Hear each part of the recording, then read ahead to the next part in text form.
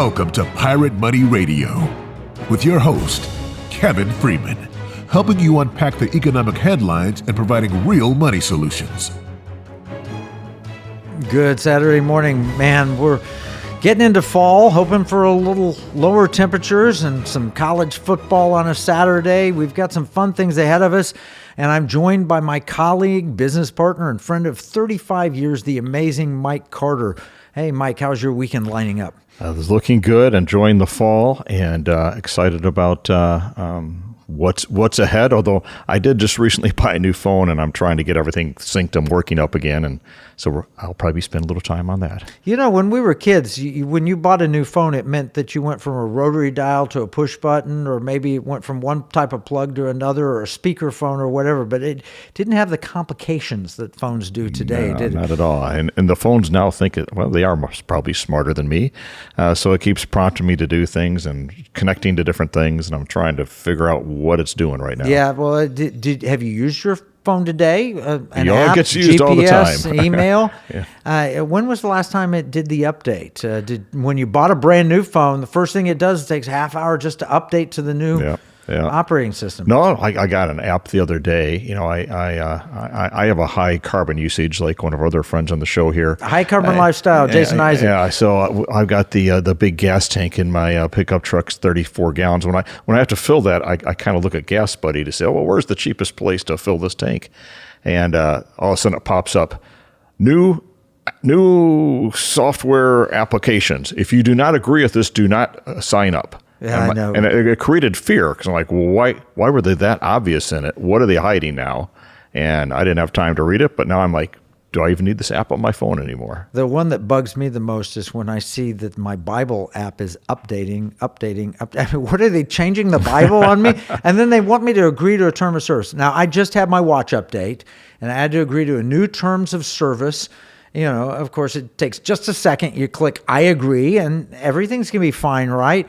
This time I decided to actually open the document and read it. It was only 531 pages, written in 38 languages.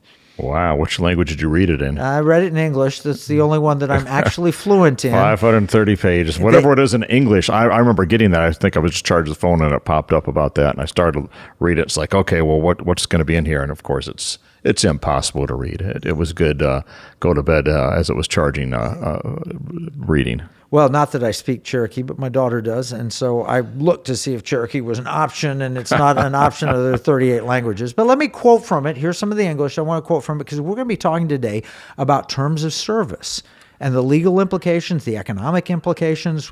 You know, what do we do about the fact that to live a modern life, you have to agree with a big company that's written, they've got a team of lawyers writing these things. Let me read it to you. It says, important, by using your Apple Watch, you are agreeing to be bound by the following terms: Apple Watch OS software license agreement, Apple Pay, supplemental terms and conditions, notices from Apple, Apple Inc., Apple Watch OS software license agreement, single-use license. Please read this software license agreement license carefully before using your Apple Watch or downloading the software update, which happens automatically. I set it to happen in the middle of the night. Accompanying the license. By using your Apple Watch or downloading a software update as applicable, you're agreeing to be bound by the terms of this license. If you do not agree to the terms of this license, do not use the Apple Watch or download the software update. So you wake up in the morning, it's updated, and you want to see what time it is, or your alarm was set the night before. It won't wake you up until you agree that you're going to be bound by whatever it is that they've told you.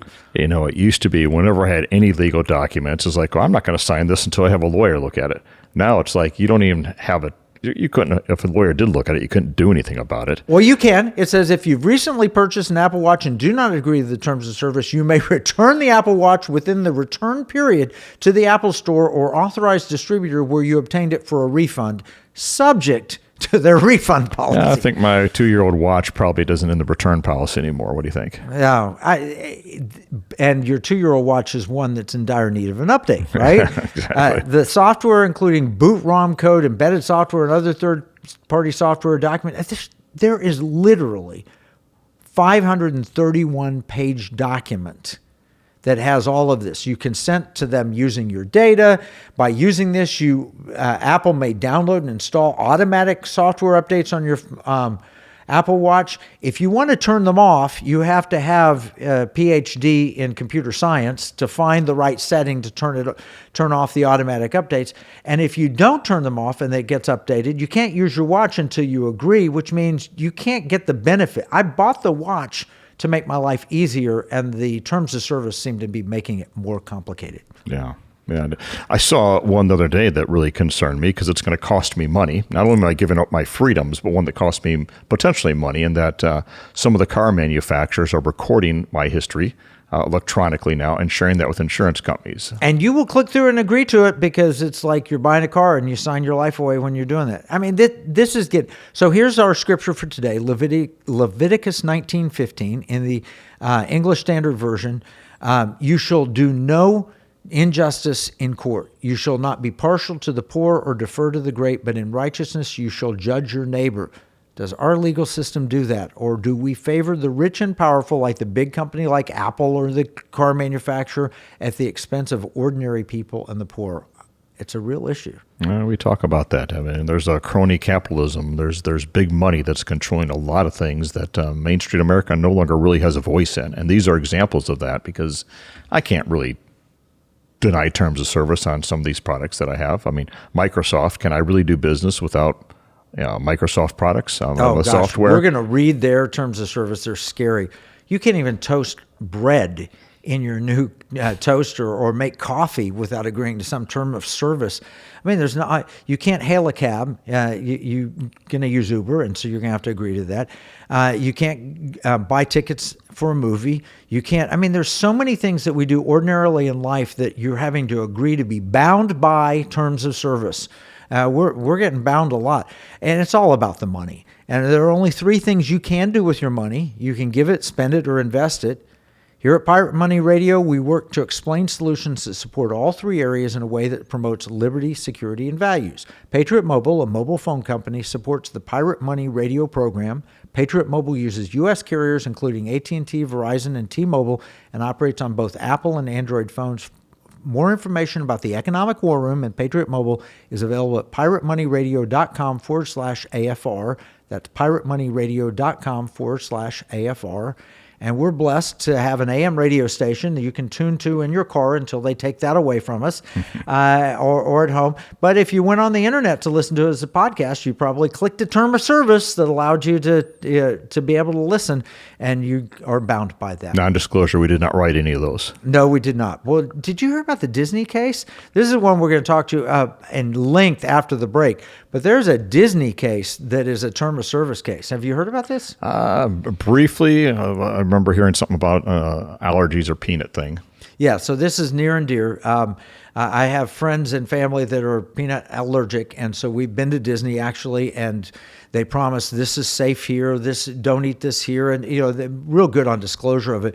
But there is a man and his wife. They recently dined at a Disney property restaurant, not owned by Disney, Disney property restaurant. She had food allergies. She was assured that her food would be safe. And she had dairy and nut allergies. Promise, it's going to be safe.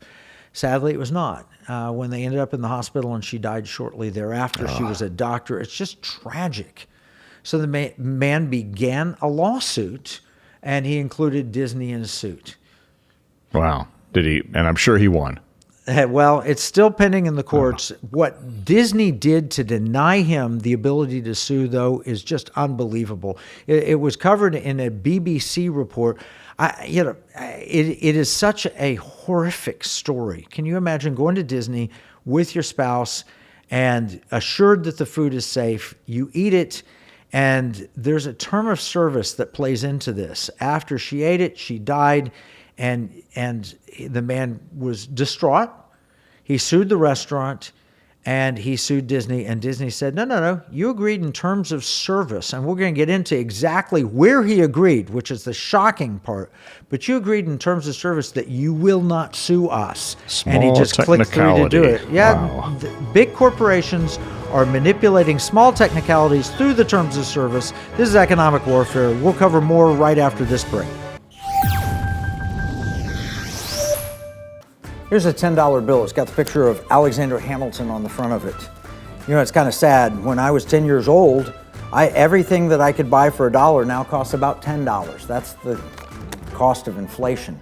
It's just paper. It's not backed by anything. You can't exchange it for gold and silver. You used to, but you can't do that anymore.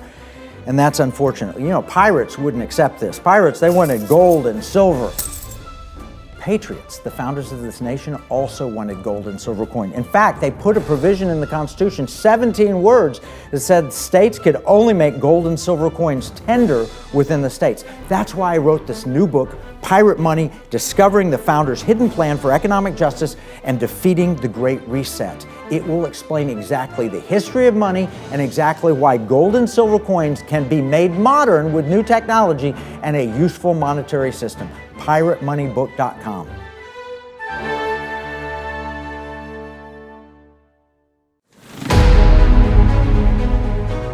Welcome back to Pirate Money Radio with your host, Kevin Freeman. Yeah, we're talking about terms of service, the things you just automatically agree to because I want to use my new app, or I want to watch my new television, or I want to open my new watch, or whatever, toast my new toaster, right?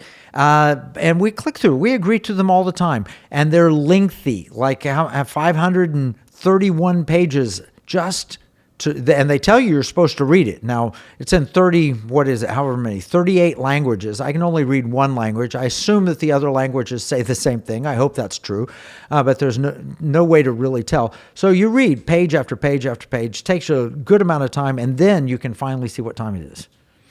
Yeah, but when I go to vote, you know, I'm not capable of having my own ID or reading any real instructions.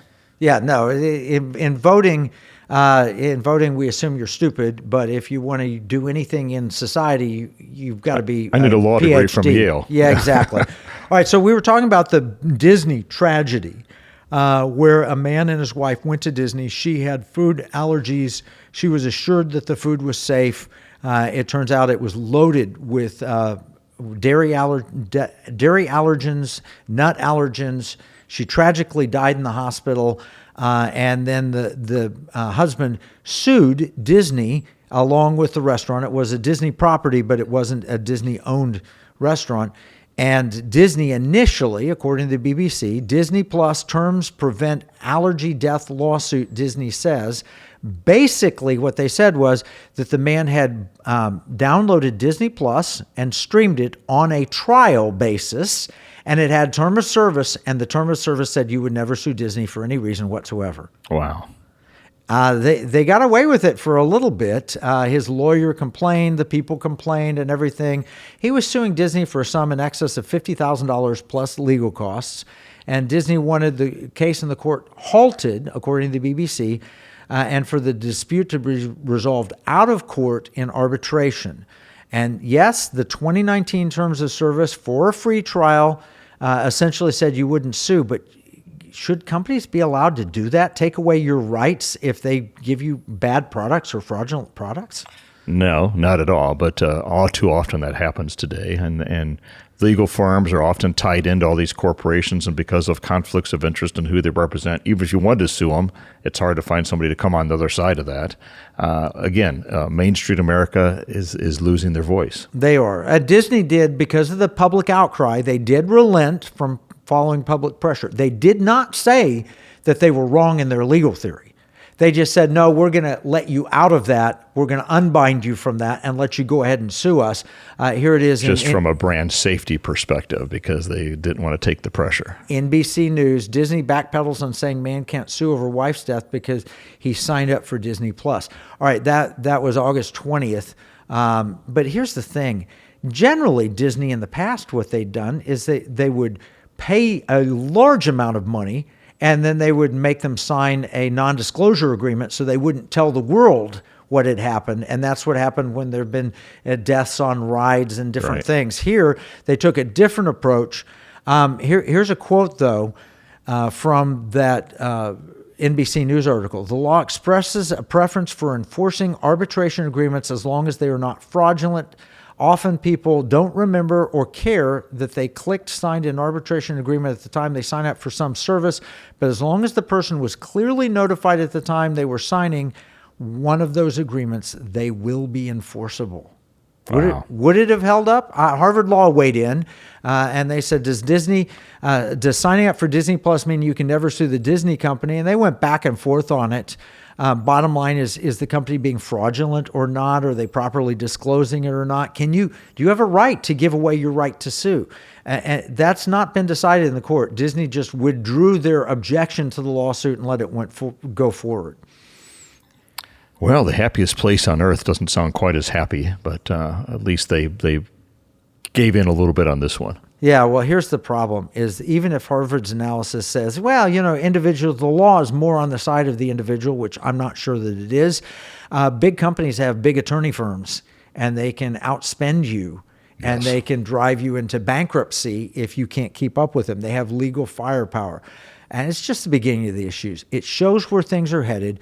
We tend to accept convenience and give up liberty. Big corporations run roughshod over our rights. We own nothing eventually, like World Economic Forum. We used to buy movies and you'd own the movie. Now you don't own the movie, you stream the movie, and then you sign away your right to sue if you stream the movie. And we lose all our privacy because these terms of service allow these big companies to monitor us as well. Well, speaking of privacy, I was driving. In fact, you and Marnie won an award last month, and was driving out there for that award banquet, and I was using Waze, and I'm looking at it, and all of a sudden the odometer reading, it'll show you how fast you're driving versus my car. It was off by 20 miles an hour, so I was doing 70, but on Waze it showed I was doing 90. I started to almost panic. I'm like, this is going to they're probably monitoring me. They're going to report this to my insurance company and raise my rates at some time. That's going to be because of a software glitch. But who knows? But I normally wouldn't think about that. But because of all this stuff here that we're seeing, it becomes, okay, what are they going to do with that information? Yeah. No, and you worry about that. Initially, you sign a term of service. What if you're vigilant and you read the term of service? I can agree to that. I can live with that. And then they change the terms of service. Have you had some of those updates to the terms of service? They notify you, and you get so many of them that if you spent time doing all of them, you wouldn't have time for living. Yeah. Well, it's usually happening when you have work to do. And it's like, okay, I can't get on and get anything done until I agree to this. And I just got to get it done, and I don't have time to read it. And if I did, if I thought I could actually influence or change it or redline it and have a conversation with them, I'd be reading it more carefully. But instead, it's almost monopolistic. There's no other choice. I've got to do it. You don't have a choice. And here's rocketlawyer.com. Your rights if a business changes its terms of service. A business term of service could include a clause in which the user waives the right to be notified about future changes. So you can actually give away your right to be notified. A customer is not obligated to agree to a new or changed term of service. If they do not agree, however, the business might be within its rights to stop providing services to that customer. Anyone who uses a smartphone has probably encountered updates. It is usually not possible to continue using an app or the device itself without agreeing to the terms. Is that fair? You buy a phone 1 year, you agree to the terms of service, and then 2 years later, they tell you, well, we've changed our terms of service, and then all of a sudden, you're stuck. You can't use that expensive phone you bought. Doesn't seem fair to me. Are changes to terms and conditions legally binding if not signed? Any change to a contract requires the agreement of all parties or proof that one or more parties waive their right to consent to changes. In most cases, a user will have to agree to change on term of service before they're enforceable, unless you gave up that right. It is rare these days for anyone to agree to a company's term of service by actually signing something. A signature is not the only way to show that you've agreed. Just continuing to use the device proves that you've agreed with the term. This is economic warfare. It's taking advantage of young people. It's taking advantage of busy people, and it's taking advantage of seniors. Yes. Okay. What people are not young, busy, or seniors? I think there's probably there might be some new genders people that we haven't figured out yet, but I think we've identified all of them. Yeah. All right. So maybe that brief summer between when you graduate college and you start your job, maybe you've got 2 months that you take and you're not busy during those 2 months. For the rest of us, you're either young, you're busy, or you're retired. Yeah. And even retired people are too busy to focus on all this. Yeah. And again, it comes down to, even if you're focused on it, what can you do about it? I mean, if you want to have that service, it's not like there's alternatives out there that I can really pick easily. You're pretty much locked in, especially in some of these things like Microsoft Excel and Word and PowerPoint, even my iPhone. I mean, I'm going to have a phone. I don't have a lot of other options. We're stuck with it. Yeah, and if you use websites, among the 500 most visited websites which use sign-in wrap agreements in September 2018, this is in Wikipedia, 70% of the agreements had average sentence length over 25 words. That means they're complicated, where 25 or less is needed for consumer readability. So if the marketing department were writing the terms of service, they'd be legible. It's the legal department writing them, and it's 25 words. 70% actually, median FRE, flesh reading ease score was 34, and over 60 is considered readable by consumers. And then the next one is the Flesh Kincaid score was 15 years. You have to have 15 years of school to be able to understand. 498 of the 500 websites had scores higher than the recommended 8th grade reading level. So basically, these are written for college-age people. And, I'm not even sure I could read some of those college textbooks that I studied, 45, 50 years ago. Yeah. So these are designed to not be understood or read easily.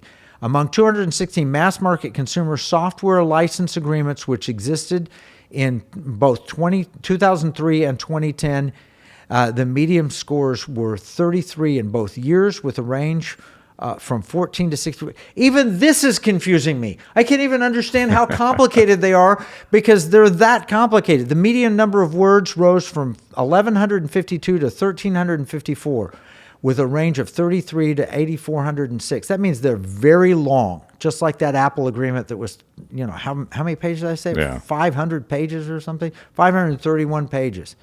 Well, it feels hopeless again, and it gets back to it feels like we're being set up to where you will own nothing and be happy, and we're going to tell you how you can use it, and eventually it might even be telling us when we can use it, and it might be based upon, you might not be able to use it if, for example, there's some kind of language they determine is not feasible or right. Yeah, well, this isn't biblical. In the Bible, it says, Leviticus 19:15, you shall do no injustice in court.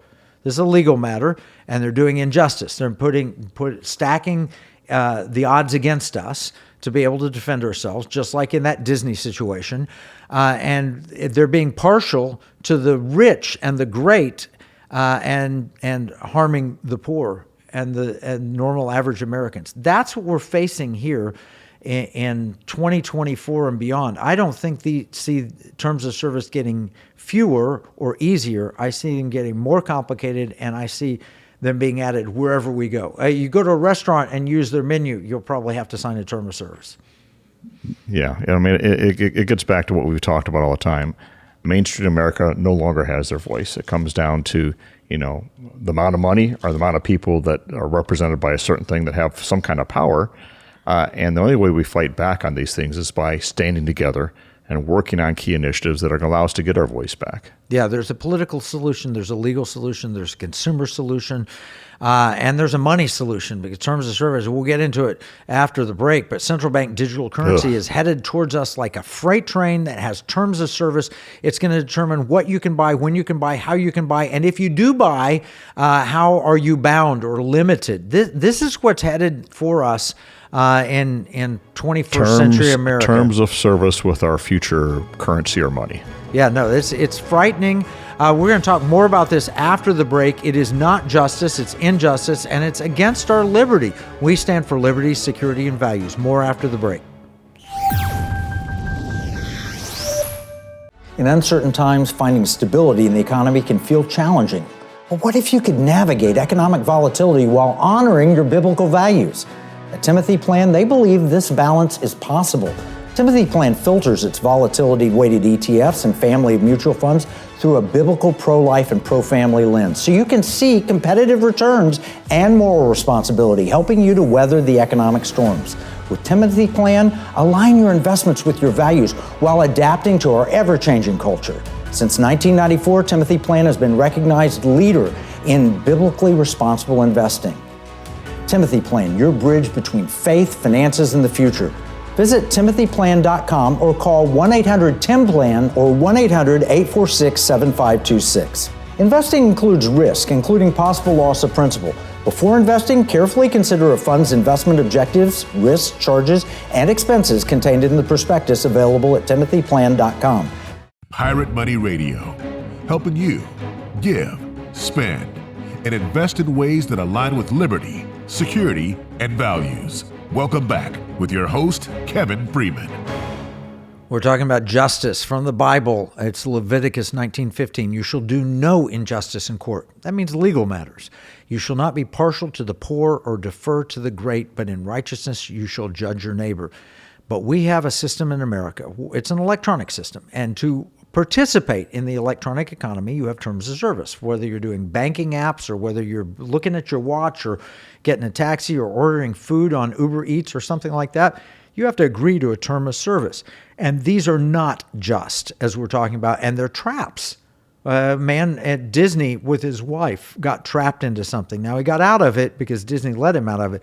But bottom line is you click and agree, and you do deal with these, don't you, Mike? All the time. All of us do. But again, there's a sense of what can we do about it? And getting to those solutions is the hard part. But those are the types of things that we're working on. They're not overnight solutions. Some of them are, though, in the very near future, things we can be working on now to help have some type of response back. Well, I saw this. It's a graphic. It says terms of service. You have the fine print, and it's detailed and it's impossible to read. And then the translation. When you post your content here, we can do whatever we like to it forever without any notice to or permission from you. All right. Here's from Berkeley. Well-known law school in California. High school at Berkeley. It said. Every time I go to a new website or online service, there's a pop-up of a terms of service agreement and privacy policy. Press, I agree without thinking about it. 2017 study by Deloitte found that 91% of consumers accept the terms and conditions without reading them. Only 1% of subjects in a social experiment actually reading the terms of conditions. The other 99% of survey respondents actually agreed to absurd things from the terms and conditions, like permission to give their mother full access to their browsing history, the name rights to their firstborn child, the ability to invite a personal FBI agent to Christmas dinner for the next 10 years, and so forth. I mean, that's humorous, but we don't know. They're not in there. But you're a lawyer. If you're a corporate lawyer and you're challenged to write something and you see this, you're like, well, they're not reading it anyhow. Why don't I just overreach and make this as protective and overreaching as possible? Because that just protects my company and my job. Yeah, and when you post anything on the internet, you give up your legal rights, family photos, you give up the rights to those, personal information. The lawyers have us because they know we're not going to read it, and they're being paid to write this stuff. So it's a disadvantaged situation. It's injustice. Here's the scarier part. When you post your content, yes, that's scary, but you may be handing your service provider the right to cancel you and deny you service. I got this. I just recently read the term of service update from Microsoft. They just updated their terms, and almost everyone uses Microsoft. 3 years ago, 1.2 billion people worldwide use Microsoft, which I would guess is a huge percentage of actual computer users, and the company's worth $3 trillion, and 1.3 million American companies use Microsoft products. So I don't think we're in a fair, balanced position here. Well, according to Financial Post, with more than 1 billion people using Microsoft Office product or service, if you cut them off, you could literally put them out of business. Do you remember back in the old days when computers first came out, you would buy that packaged software first on floppy disks, yes, and you'd plug it in, and you owned that software. That was yours. And now you don't own anything. Yeah. You just have a use license. It wasn't even that long ago with Microsoft. I had Microsoft Word and Excel, and I remember having that for 5-6 years. Maybe there's a few updates, so I better update it.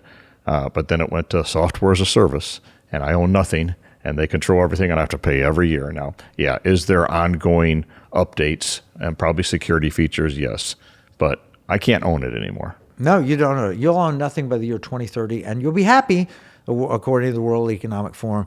And Bill Gates, of course, the founder of Microsoft, he's pretty chummy with the World Economic Forum types. All Yeah, right. I like that Constitution clause better, the life, liberty, and pursuit of happiness. Can we hold on to that one? Yeah, no, that's the opposite of, it used to be life, liberty, property, or pursuit of happiness. And now they say you'll own nothing and your pursuit of happiness will be because you own nothing. And I don't buy it. All right. So I copied and read the terms from Microsoft. They are so complex that they have a FAQ section associated with the terms of service. And it says, we're updating the Microsoft Service Agreement, which applies to your use of Microsoft consumer online products and services. We're making these updates to clarify our terms and ensure that they remain transparent for you, as well as to cover new Microsoft products, services, and features, and cover our, behind at Microsoft. These updates, which are summarized below, will take effect on September 30th, 2024. If you continue to use our products or services on or after that date, you agree to the updated terms of services. And they list the terms of service and the changes. To see all the changes, they recommend that you read the full Microsoft Service Agreement, which is kind of amazing because they estimate the reading time is 55 minutes and 14,268 words. And the first thing it has is binding arbitration, just like that Disney clause. So bottom line is you're stuck with this. Now, even if I didn't accept it, but and usually there's something where you have to accept it to use it, but they put a backup clause in there. Even if I don't accept it, if I'm still using this, I'm held accountable to it. If you just use it. Yeah. If you just use it. Because you don't own it. That's theirs. They own, and they're giving you permission to use it as long as you agree to their terms.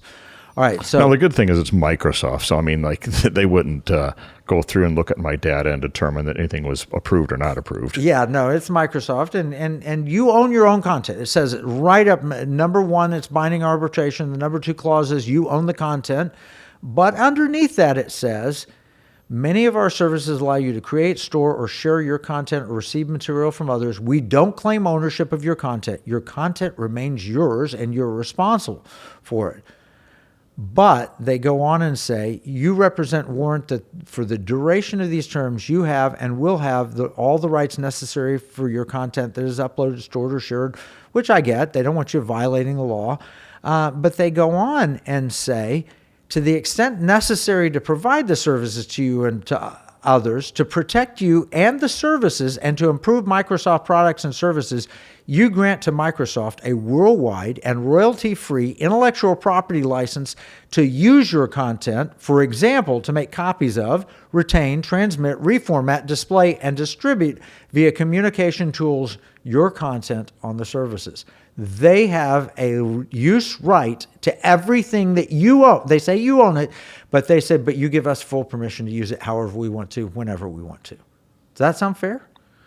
I'm not excited. In fact, I kind of dozed off just trying to understand what you're saying there. I'm saying that if you draw a picture and you put it on Microsoft, they have the right to use that picture any way they want to.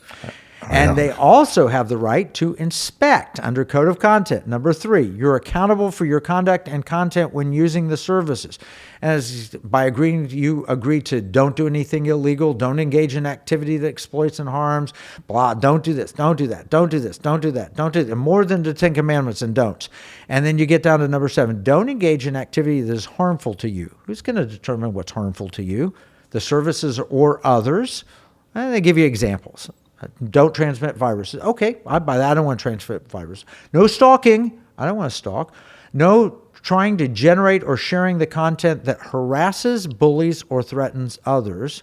Posting terrorist or violent extremist content. Communicating hate speech or advocating violence against others. Wait a minute. What if you post a Bible verse? Yeah. What if you post a Bible verse that others find harasses them?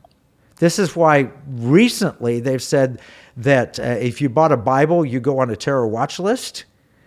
What if you're communicating hate speech by saying, oh, I'm so proud of my son. He found a beautiful girl, and God bless them both. Marriage is between a man and a woman. Oh, that might harm someone or frighten them or bully them or threaten them. Or maybe it's hate speech. What if you post that? You just given Microsoft the right to look at anything on your computer, to use anything on your computer, and to report you, essentially, for anything that they think is illegal, and then they can shut you down if they find hate speech on your computer. It's almost like they're working with all the 3-letter agencies. I'm sure it'll all start out for a good cause, but it sure feels more like a lot of overreach happening here. Yeah, they're conforming to the government. It's government and private business collusion to mandate DEI potentially, ESG potentially, and you're agreeing not to sue in court in front of a judge. Class action lawsuits, class-wide arbitrations, private attorney general actions, requests for public injunctions, and other proceedings or requests for relief where someone acts in a representative capacity aren't allowed, nor is combining individual proceedings within the consent of all parties. What that means from legalese, let me just translate, it means you can't sue them for anything. You can't join with others. If their software harms you, their software somehow steals from a bank and it goes through your computer and the FBI shows and knocks at your door and takes everything you own and you want recourse because it was Microsoft's fault, you can't sue them back. And if it happens to 10 million people, you can't combine together and sue them. It puts all the power on behalf of the big corporation. Are you sure that this was, when you were reading the different languages in terms of service, you're sure this wasn't the one from Russia or China? North Korea. But no, this is the English. And it literally, it's 55 minutes. We've just barely scratched the surface of what you read in mind-numbing detail, in taking over an hour, written in language that it requires 15 years of schooling to understand or grasp.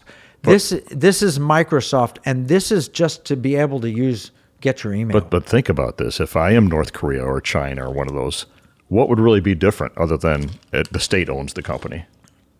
There'd be no difference. And in China, in fact, could be a Microsoft product, and they'll conform to Chinese law, which means you wouldn't say anything negative to the regime. And they might say, if you said something about Vice President Harris running for president, that's misinformation.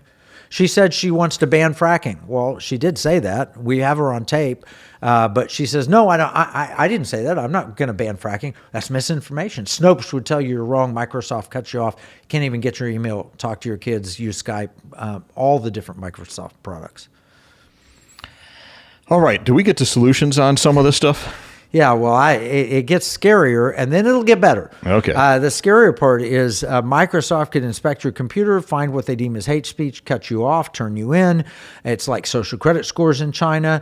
But Central Bank Digital Currency, that's just getting email. What about just using money? With Central Bank Digital Currency, that is coming. Yes. It's coming in 100 and some nations. It's coming in the United States. There was an executive order by Biden in March of 2022 that basically mandates that it's coming. When that happens, you don't own your own money. It's like the money in your wallet's not yours. You just have permission to use it when they give you permission, and they can deny permission on a purchase-by-purchase basis. Unless your state has pirate money, which we'll talk about, I'm sure, next. Yeah, we'll talk about central bank digital currencies. We'll talk about the solution, which is pirate money. We'll talk about both of those and how to beat the terms of service right after this break.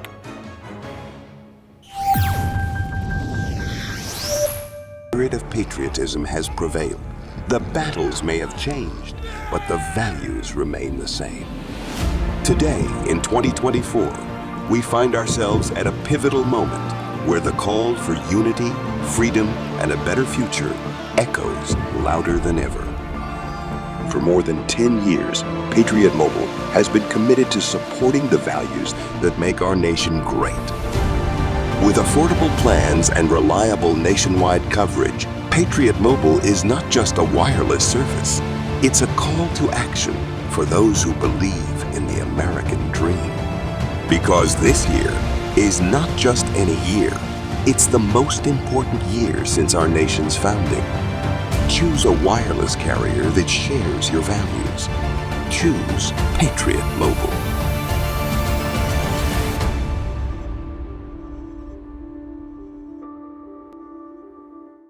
Washington said paper money opens the door to every species of fraud and injustice.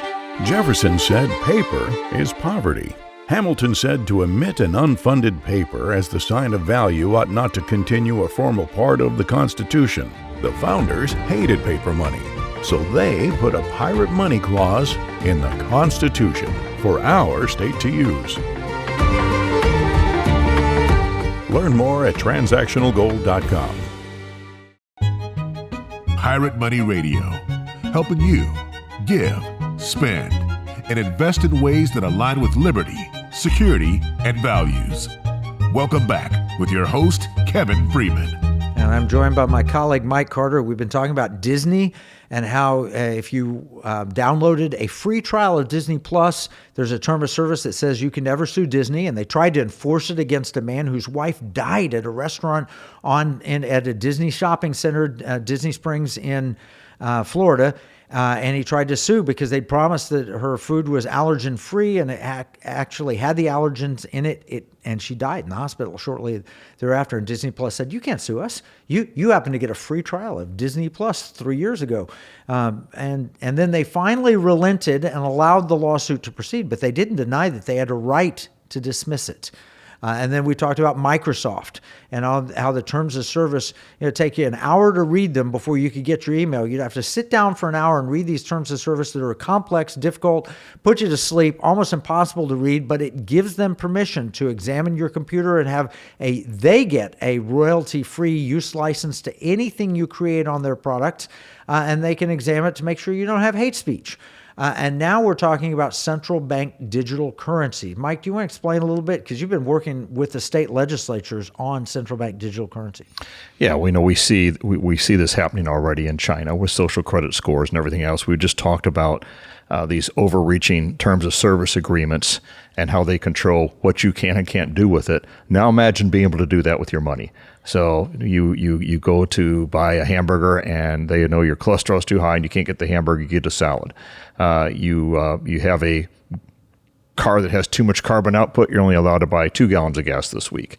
The ability to lose control of your economic liberty and to be controlled by a central bank digital currency is a scary proposition. You go to pay your tithe at a church, and they said, no, that church, they said marriage is between a man and a woman. It's hate-filled church, hate speech. Yep. Can't do that. Your CBDC is no good here. So we better have an alternative or a parallel system that allows people to be able to give to the things they want to give to be able to spend on the things they want to spend on, to allow for economic liberty. And thankfully, in Article 1, Section 10 of the Constitution, and you so brilliantly made this simple, Kevin, in the book Pirate Money, we have the Pirate Money Clause where states can literally take back that power and implement their own legal tender, gold and silver, transactional gold and silver, on a state basis, and give us that economic liberty and that freedom as we see this thing coming down.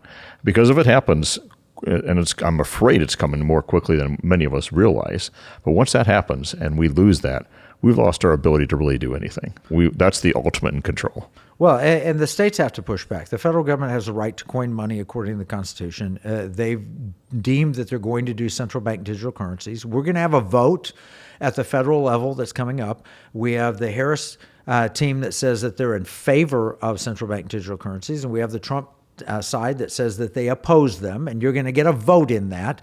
But it's probably inevitable that you have money that has terms of service, meaning that if you're the term of service might be that if you're past a certain age, you can't use it, or if you're under a certain age, you can't use it. All the rules and regulations, just imagine bureaucrats being able to control how much soda you can drink, how many cups of coffee you can have. If you're the wrong skin color, maybe you can't get education, but the right skin color can. Maybe if you're the wrong gender, or maybe you use the wrong pronouns, you get money taken away from. These are all terms of service. The problem with a state is a state can push back on those, but it's very complicated, and the courts have not deemed if a state can successfully deny the federal government to control the money supply. Thank goodness for the founders who put in a clause, Article 1, Section 10, you mentioned it, Mike, that says a state can make gold and silver coin, and you're working with state legislators who believe in individual liberty and don't want any of these terms of service nonsense in here, and so they're writing in rules that say you can't do central bank digital currency type stuff. Is that right? Absolutely. And in Texas, we were just working the Republican platform, Texas Republican platform, and they included some of this language within their platform technology. In fact, transactional gold and silver made it in the top 10 strategic priorities, and they got language in there: the right to use gold, silver, cash, and cash substitutes. The state of Texas should protect that money and its use from capital gains taxation at both the state and federal level. No government shall prohibit or encumber the ownership or holding of any form or amount of money or other currency. We support a ban on any form of social credit system based on programmable, trackable digital currencies, including central bank digital currencies. So we've got planks within the platform. And again, this is bipartisan because we're also seeing support on the Democratic side with Democratic legislators to say we want there to be equal weights and measures. We want fair value. We want privacy. We want transactional gold and silver to be a reality. And we also had a proposition on the ballot where 76.5% of people that voted on Proposition 7. I like 77. Yeah, that's not 77 is a good number. All right. So it's 2 sevens. We like 7. a majority of the people voted and said, yeah, we want access to the Texas Bullion Depository with a debit card to be able to spend our gold and silver out there. How many people? It was over 1 million people, wasn't it? Yeah. I think it was 1.6 million, something like that. 1.6 million Texas in a primary. I grew up in Oklahoma. 1.6 million is more than half the population. I mean, that would win every single election every time you had 1.6 million. This was in a Republican primary where pretty much everybody was settled. We knew Trump was going to get the nomination on the Republican side and so forth. That is an amazing statistic. Few states could rival that. And it's all organic. Again, no marketing, anything else. That's just word of mouth. Yeah, this was a good idea. Let's get this done. And that's why we're seeing so much momentum now, I think, in the Texas legislature, but all these other states that have reached out to us. Like I said, we were 25, 26. I think 2 or 3 more in the last several months have been coming on board. So we're probably pushing up closer to 30 now that are looking at this and saying, how do we make this happen? Because unlike terms of service, where it's, we've got our watches and electronics and it's kind of too late, it's not too late yet to take advantage of that Article 1, Section 10 and make this happen. Well, if you want to get rid of your watch and buy another watch, you have to have money to do it. But you can find another watch that doesn't have, go back to a Timex or if you're wealthy, get a Rolex. You can get a watch that doesn't have a term of service. You can go and find some of these things, but you can't do it if you can't control your own money. Yeah. Well, it's not your money. With Central Bank Digital Currency, it's the government or the central bank's money, and you get permission to use it if they like what you're doing. But pirate money, I met some of these legislators. They came out here and they said, we absolutely believe in freedom. There is no way we're going to put in something that would have CBDC-like qualities. We'll allow electronic transfer so that you can have modern and convenient. But if you want to write a check on it, if you want to physically hold the gold and silver, you can do that. We're going to go back to a gold and silver economy just like the founders did, and we'll just make it modern and convenient. And I use it. Now, I have to admit, I've got terms of service. I've used Glint, and with the CEO, Jason Cousins, was out here from Glint, and it's a wonderful company, but because it's a private company, they have to protect themselves and put terms of service in. But if it's a state, they can write the terms of service so they're equitable and fair, not favoring big companies, not favoring big banks, but actually favoring the citizens who vote. And I think that's a big differentiator. Yeah. It's huge. And, just the ability to, you think of money with the terms of service and a central bank digital currency. I can't think of anything that's scarier. But to have an alternative that I believe is for such a time as this, that the founders knew to put that in the Constitution. They hated fiat currency. They saw what happened to other nations as they debased and devalued their currency. And they did not want that to happen here. And now the states and you, if you're a listener of this show, and you're just like, is my state on this? Go to transactionalgold.com and you can see more about which states are participating in that. But if you want your state or legislator to learn more about this and get it done in your state, have them reach out to us. We want to help get this across the finish line with as many states as possible. And we see these states all saying, hey, we want to work together on this. And that can be on its own be a huge economy. As a choice, as an option. You told the group, the ripcord answer is, it's just another way to pay. You should have a choice. If you don't like your credit card terms, they charge you 25% interest, or they make you pay too fast, or too, whatever the credit card terms, they charge too high a fee, whatever, you can switch credit cards.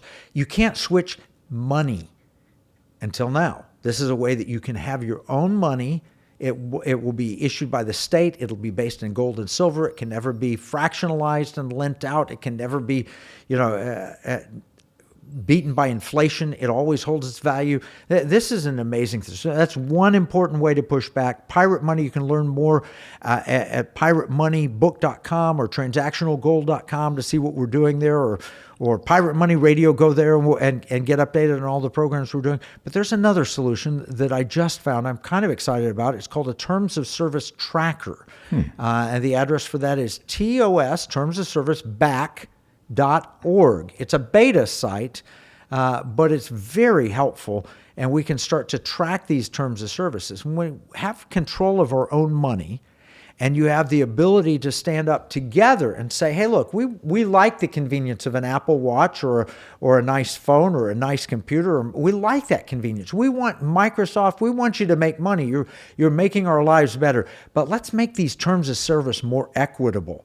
And you might have to elect a non-lawyer for president. I mean, Kamala Harris was a prosecutor in California and put some people in jail. One guy on death row. Oh my gosh, it's just tragic and all of that. But maybe a business person in the White House. But this is getting back to the small ships, which you always talk about on Economic War Room and on this radio station. This is all of us standing together, working together so we can give Main Street America back their voice. So with this group here, this is somebody where, maybe we combine this with some of the legislative network that we're building now to help get this message across. We partner with companies like this, but we stand together, millions of Americans saying this is important to us, and we get our voice back. Yeah, we're promoting liberty, security, and values. Here's a good business idea. Build a great software program and then put equitable terms of service associated with it. Fair, just fair. And then advertise that you have fair terms of service. I think in a free market, that's a winning value proposition. Yeah, absolutely. And we've seen even on John Deere and stuff like that, where they were like, oh, you got terms of service on your tractors now. Farmers can't work on it. They're pushing back. That makes a difference as people start pushing back. They push back on John Deere's DEI policies too, and they're successful. Look, it's Pirate Money Radio. We promote liberty, security, and values. If you have questions, send them to us at afr@piratemoneyradio.com. This is Kevin Freeman, and it's Pirate Money. We'll see you next week.